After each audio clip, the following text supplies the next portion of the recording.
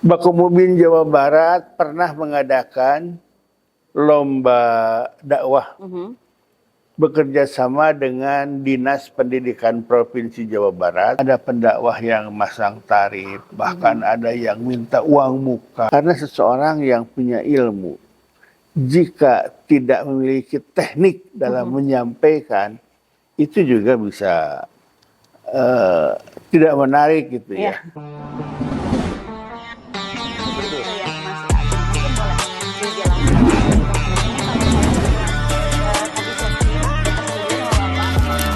Assalamualaikum warahmatullahi wabarakatuh. Sahabat UHS, apa kabarnya hari ini? Semoga selalu dilindungi oleh Allah Subhanahu wa Ta'ala dan selalu diberikan kesehatan. Alhamdulillah, hari ini kita kembali lagi di podcastnya UHS TV. Banyak sekali tema-tema yang sebenarnya kita ingin angkat gitu. Nah, kali ini kita ingin ngobrol tentang dunia dakwah gitu, yang mungkin kalau anak muda mungkin sedikit jauh dari pembahasan dakwah ya, tapi kita sebenarnya kalau bicara dakwah itu semua targetnya harusnya kena gitu. Nah, makanya sekarang kita menghadirkan narasumber yang pas untuk berbicara dakwah, Haji Zulkarnain MM selaku Ketua DPW Bakaumbin Jawa Barat. Bapak apa kabar?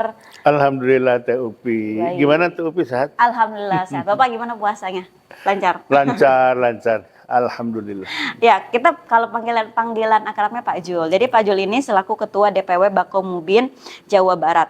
Pak, kalau kita bicara Bakaumbin ya, sebenarnya mungkin bagi sebagian orang itu masih masih asing. Ya, betul. Gitu ya, masih asing. Mungkin boleh dijelaskan apa sih Bakaumbin ini? Kalau saya sekilas tadi searching, dikasih tahu juga sama Bapak, Bakaumbin itu singkatan dari Badan Koordinasi Mubalik se-Indonesia.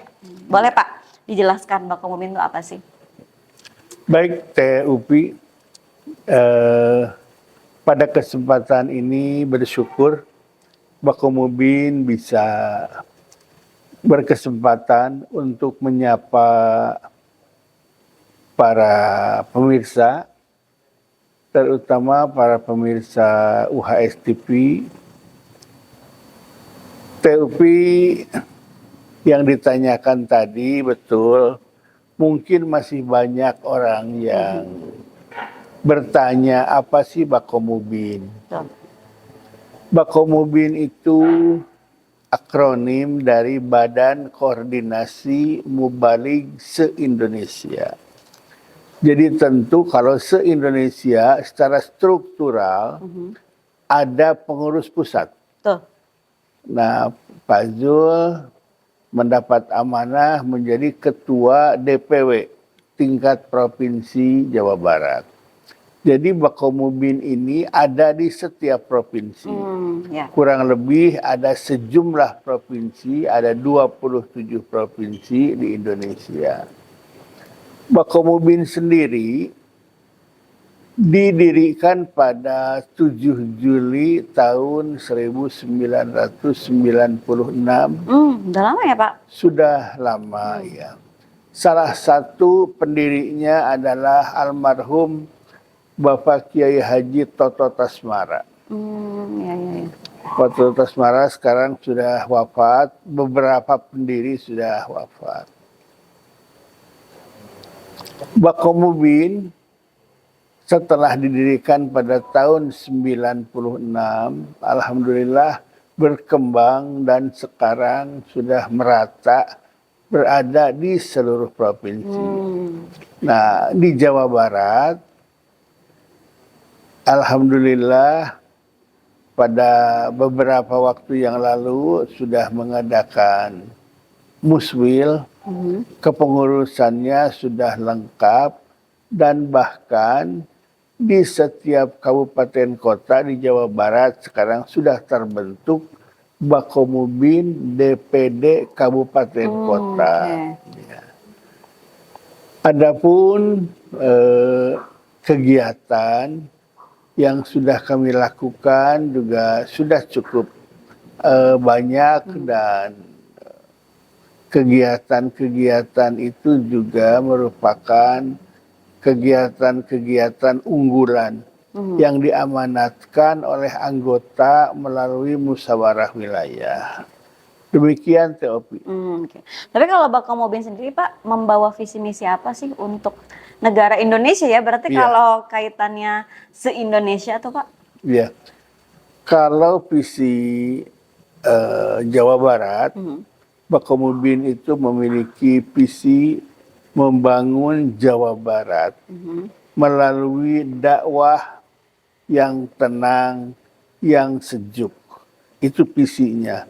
Adapun misinya bagaimana menjadikan para mubalig di Jawa Barat berperan sebagai pelaku amar ma'ruf nahi munkar, sehingga para mubalig tidak hanya menyampaikan dakwah keagamaan, tapi Bakamubin juga bisa menyampaikan program-program pemerintah yang bermanfaat untuk masyarakat. Iya. Nah kalau programnya sendiri Pak, program yang, oh ya sebelumnya kalau di Jawa Barat sendiri itu berdirinya kapan? Kan ini kalau se-Indonesia dari Iya, di Jawa Barat itu sudah 5 tahun yang lalu teh. Oh 5 tahun. Saya lupa tanggalnya, cuman 5 tahun yang lalu, tahun 2020. 20. Oh Iya. berarti termasuk baru ya Pak ya? Iya. Dan sekarang setiap provinsi ada? Ada, setiap provinsi sudah ada Bakamubin. Oh, oke.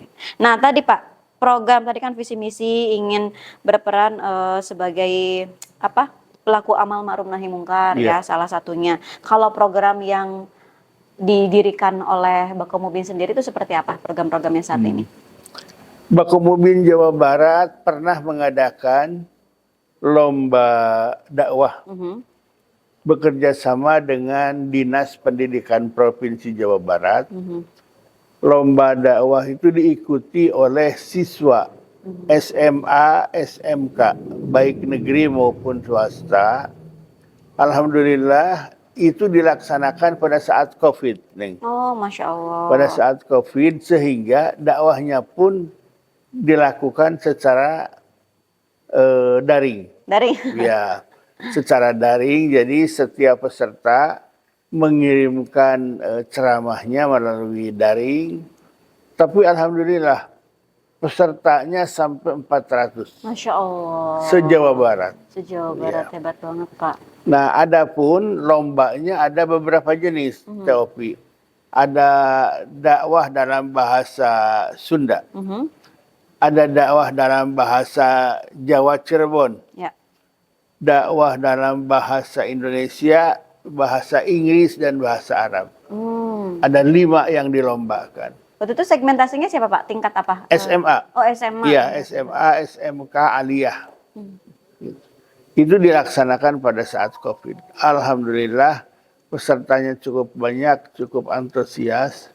Dan kegiatan waktu itu dilakukan kerjasama dengan Dinas Pendidikan, kerjasama juga dengan televisi, salah satu televisi di Jawa Barat. Berarti sebenarnya itu membuktikan bahwa kalangan anak muda tingkat SMA pun mereka punya minat untuk dakwah ya Pak ya. Besar sekali Besar minatnya. sekali Iya. alhamdulillah. Karena kan kita ngeliat anak Gen Z kok sekarang ya kerjaannya ya main TikTok lah apa juga. Tapi ternyata Bakamubin bisa membuktikan bahwa generasi muda saat ini mereka juga sudah melek juga. Berarti banyak bibit-bibit pendakwah ya kalau gitu ya Masya Allah. Betul, betul. Jadi betul Teopi tadi. Kelihatan satu dari minat ya. Betul Pak. Minat di tingkat SMA itu cukup besar. Kenapa saya katakan cukup besar?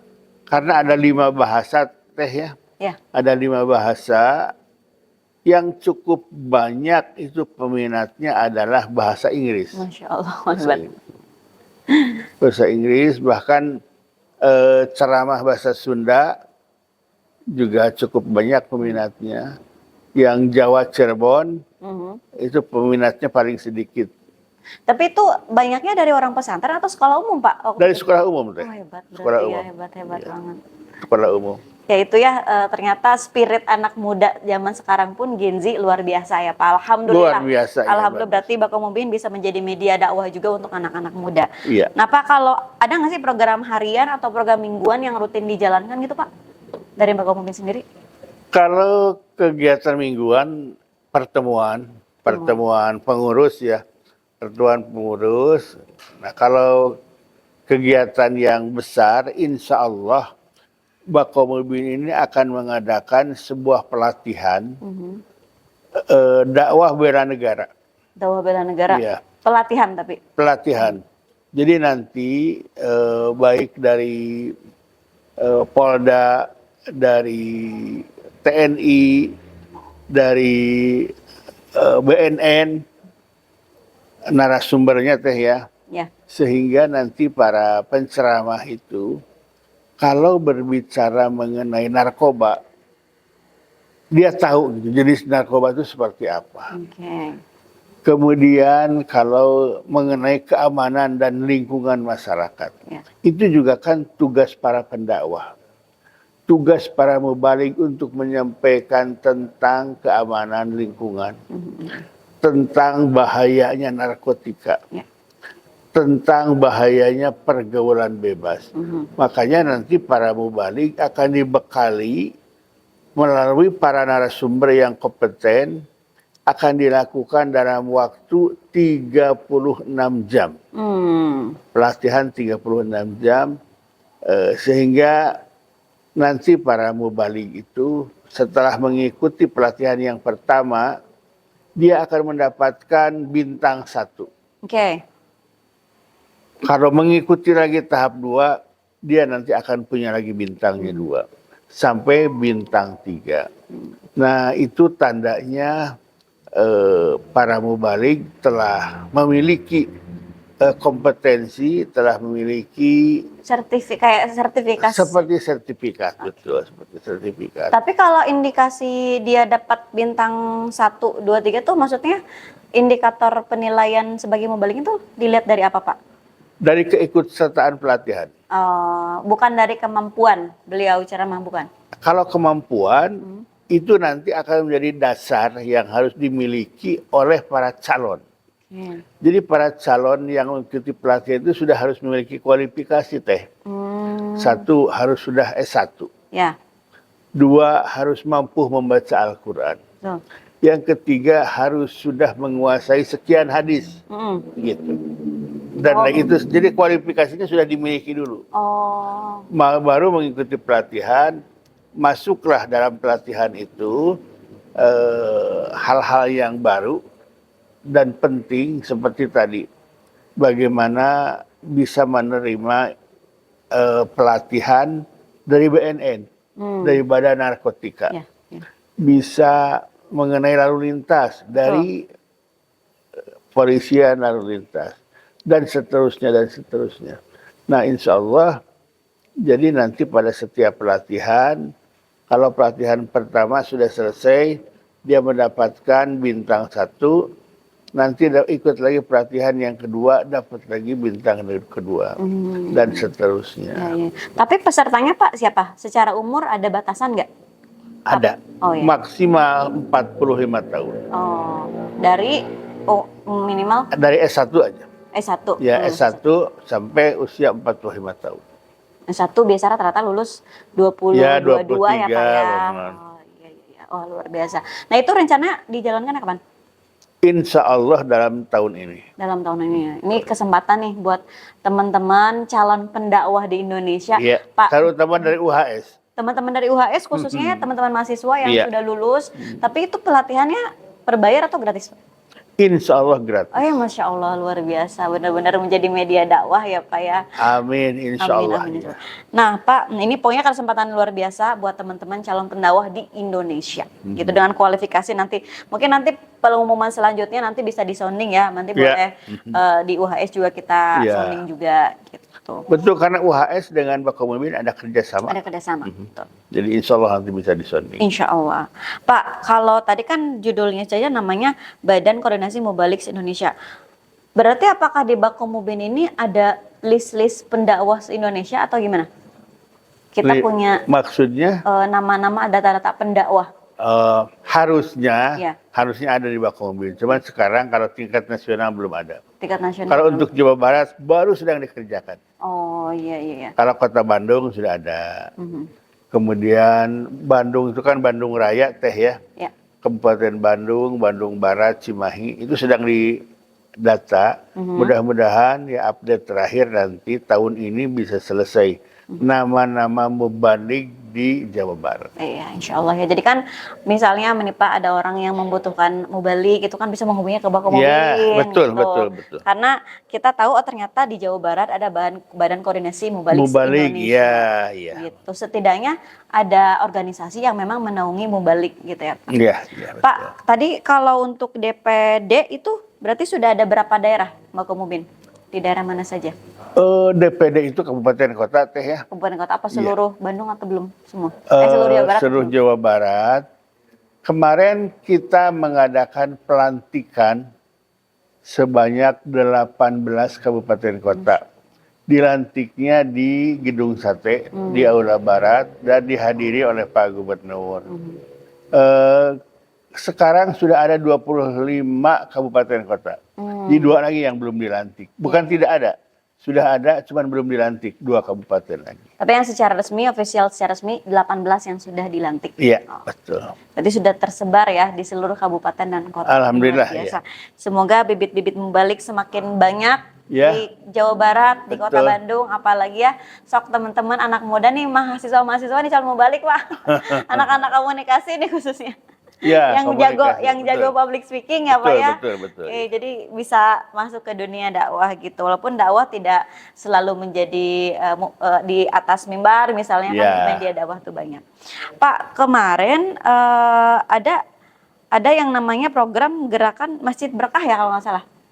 Yang itu tuh salah satu program Wakabumi juga kah? Oh, yang Jumat Berkah apa teh? Oh iya. Apa? Kalau Jumat Berkah itu kegiatan di masjid-masjid pada setiap Jumat itu teh. Iya. Oh, itu ada juga, Pak. Oh, itu ada juga. Itu apakah rutin apa gimana? Ya, rutin. Rutin dan sekarang sudah barangkali merata ya. Masjid-masjid yang menyelenggarakan sholat Jumat itu hampir kebanyakan mengadakan program Jumat Berkah. Iya. Karena sekarang rata-rata semua masjid melakukan itu ya, Pak? Iya. Karena ya programnya cukup mudah. Betul. Cukup murah. Juga bisa dilakukan oleh setiap orang. Ya, betul sekali. Pak, ini kita masuk ke dunia dakwah ya, Pak. Menurut Bapak kan sekarang mubalik itu ya banyak bermunculan ya. Yang muda-muda juga saya sering lihat sih kayak di media sosial dan lain sebagainya. Tapi arahnya kalau saat ini saya ngeliat banyak mubalik yang komersil. Itu pandangan Bapak gimana? Maksudnya kayak narif, kayak gitu. Menurut Bapak gimana? Apa ada nggak sih di pendidikan atau ya dari Bapak Komubin sendiri mengarahkan mubalik itu harus seperti apa? Iya. Tentu dari Bakauheni tidak pernah mengarahkan bahkan menyesalkan kalau ada mubalik yang pasang tarif. Itu tidak boleh teh. Tidak boleh ya? Tidak boleh. Jadi yang namanya dakwah, dakwah itu kan kewajiban setiap umat. Semua orang wajib dakwah. Berdakwah ya. Teteh punya kewajiban untuk berdakwah. Kepada siapa berdakwah itu ada segmennya masing-masing. Nah terus ketika seseorang menjadi pendakwah yang terkenal, kemudian masang tarif, Pak Ju juga belum pernah ketemu dengan sosok pendakwah yang jelas-jelas pasang tarif gitu ya. Kalau saya sering, Pak. Saya baru dengar aja teh ya, baru dengar kalau Pak Anu dakwahnya seanu gitu ya. Iya. Nah tentu kita menyesalkan ya kalau sampai betul ada pendakwah yang masang tarif, bahkan ada yang minta uang muka. Betul. Kita menyesalkan hal seperti itu dan mudah-mudahan itu tidak terjadi. Jika sudah ada yang melakukan seperti itu, untuk segera ke jalan yang benar, tidak boleh. Ya. Karena UB itu sering ngadain acara kayak Isra Miraj, jadi sering menghubungin ini penceramah, Pak. Jadi kalau misalnya kita ketemu asistennya, oh ya nanti untuk Pak Ustadz sekian. Lalu itu beberapa ustadz yang di Jawa Barat pun ya saya tahu gitu. Oh, Iya. beliau sekian. Ya sebenarnya kita nggak apa-apa. Ya sebagai penyelenggara ya Pak ya. Tapi saya pengen pandangan Bapak aja selaku ketua Bakomumin itu seperti apa gitu. Ya disayangkan berarti ya Pak ya. Disayangkan, disesalkan hal seperti itu. Ya semoga tidak, tapi walaupun tidak semuanya sih Pak. Ada Tidak yang semuanya, ya. bahkan ada mubalik yang besar banget, mereka nggak pernah menyebutkan nominal. Tapi selama masih ada waktu, insya Allah saya datang. Iya, Gitu. Walaupun itu sebagai penyelenggara kan, nggak mungkin nih misalnya nggak dikasih transport ya. Oke itulah, itu sekilas aja. Iya. Tapi tadi saya mau ini, tadi Bapak bilang bahwa semua orang punya kewajiban untuk dakwah. Iya. Tapi kan Pak, nggak semua orang tuh punya kemampuan untuk berpidato. Ya Pak, kayak saya juga mungkin walaupun punya basic public speaking, tapi kalau disuruh ceramah di depan mah deg-degan juga Pak. Ya. Nah menurut Bapak nih, dakwah yang paling bisa kita lakukan sebagai orang awam dan bukan sebagai seorang penceramah atau kiai lah, itu apa? Gitu. Saya, Nova atau Kang Mulis gitu. Ya tadi Teh menyampaikan bahwa saya punya basic public speaking ya. Itu kan nggak semua Pak, nggak semua orang punya basic. Iya. Tapi paling tidak Teh, yang namanya berdakwah Ya. itu kan bisa kita lakukan di setiap level ya. Ya. Kalau yang menyampaikan ilmu agama, tentu kita harus memiliki ilmu agama. Betul. Harus memiliki kesempurnaan Ya. ilmu agama. Jadi yang namanya berdakwah atau berceramah, tentu itu bagi setiap orang juga punya kewajiban. Tapi jika yang disampaikan itu ilmu agama, maka dia harus memiliki kapasitas, keilmuan, kemudian kemampuan, pengetahuan tentang ilmu agama. Jadi yang namanya public speaking itu sangat penting. Betul. Karena seseorang yang punya ilmu, jika tidak memiliki teknik dalam menyampaikan, itu juga bisa tidak menarik gitu ya. Tapi alangkah indahnya jika seseorang memiliki ilmu, kemudian ditambah dengan kemampuan public speakingnya bagus, itu kan bisa, itulah yang Nilai tadi. plus tadi. Nah, nilai plus. Nah, cenderung ketika plus itu, dia merasa mampu, dia merasa diperlukan oleh orang, dia merasa menjadi orang yang populer, muncul tarif gitu. Jadi ya mudah-mudahan dengan ilmu yang dimiliki, dengan niat lillahi ta'ala, karena kemampuan bukan kemampuan dari seorang mahasiswa, bukan kemampuan seorang pendakwah, tapi berceramah itu dia punya kemampuan karena izin Allah Subhanahu wa Ta'ala. Ya, Subhanahu wa Ta'ala. Ya, semoga hal yang kecil bisa kita lakukan, yang minimal kita mengingatkan orang lain mungkin ya Pak. Ya, betul. Karena kalau misalnya kita nggak punya kemampuan untuk berdakwah, minimal kita mengingatkan yang terdekat lah ya. Anak, suami, atau siapa, adik, kakak, dan sebagainya. Pak, nggak kerasa nih waktunya sudah 20 menit lebih, nggak kerasa ya kita. Alhamdulillah. Tapi ada pertanyaan satu lagi nih Pak, kalau Bakomumin itu ya terakhir, itu ada rekrutmen keanggotaan nggak Pak? Terus kalaupun misalnya ada, itu prosedurnya seperti apa, harus kemana, dan apakah ada waktu-waktu tertentu untuk misalnya saya mau menjadi anggota Bakomumin atau persyaratannya apa gitu? Untuk menjadi anggota Bakomumin tidak ada persyaratan yang berat Ya. Umpama kena dengan Pak Cukup misalnya. Dokter Cukup, udah bisa berhubungan dengan beliau masuk keanggotaan. Karena sekarang pun para pendakwah yang ada di Bakomumin ini beraneka ragam latar belakangnya Teh. Ya. Seperti Pak Zul, saya planologi Teh.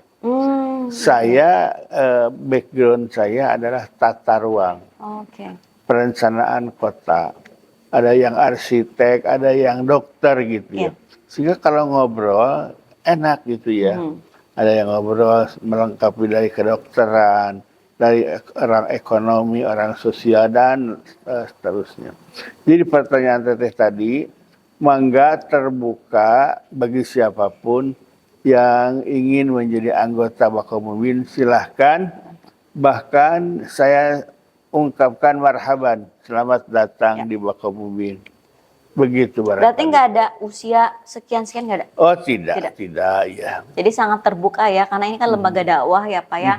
Siapapun yang ingin menjadi keanggotaan bisa langsung menghubungi Bakaumumin. Atau mungkin ada sekretariatnya di mana Pak? Ya, sekretariat sekarang salah satunya di sini. Di sini di Hotel Narapati. Di Narapati Hotel Syariah. Kemudian kita di kantor ICMI Jawa Barat. Oh iya. Kantor ICMI Jawa Kantor Barat. Ikatan Cendekiawan Muslim Indonesia di Cikutra. Oke. Di situ ya. Jadi tidak ada persyaratan yang berat ya ketika kita punya keinginan untuk menjadi anggota, apalagi masuk di dunia lembaga dakwah, bisa langsung aja datang ke Bakaumumin. Bapak, terakhir pesan-pesan untuk anak muda dalam dunia dakwah, silahkan. Baik, untuk para pemuda, para mahasiswa, khususnya mahasiswa UHS, dari Bakaumumin Jawa Barat mengajak, mari kita sama-sama menjadikan dakwah sebagai ladang ibadah. Jadikan dakwah menjadi sebuah semangat untuk membangun kesamaan dalam jihad fisabilillah dan amar ma'ruf nahi munkar.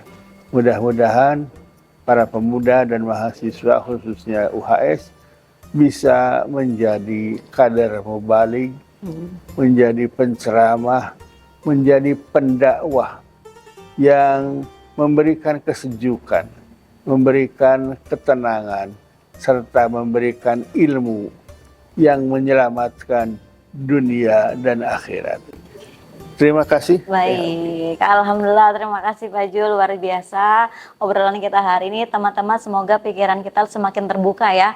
Ternyata ada loh organisasi yang mewadahi teman-teman yang senang dalam dunia dakwah gitu. Jadi teman-teman bisa berpartisipasi di organisasi ini. Baiklah, terima kasih sekali lagi Bapak atas waktunya. Sama-sama. Semoga apa yang disampaikan bisa memberikan banyak manfaat untuk rekan-rekan sahabat UHS, dan kita juga akan ada episode selanjutnya bersama tim Bakaumumin. Insya Allah. Jadi insya Allah nantikan episode selanjutnya. Saya Fitriani dan juga Pak Jul pamit undur diri. Wassalamualaikum warahmatullahi wabarakatuh.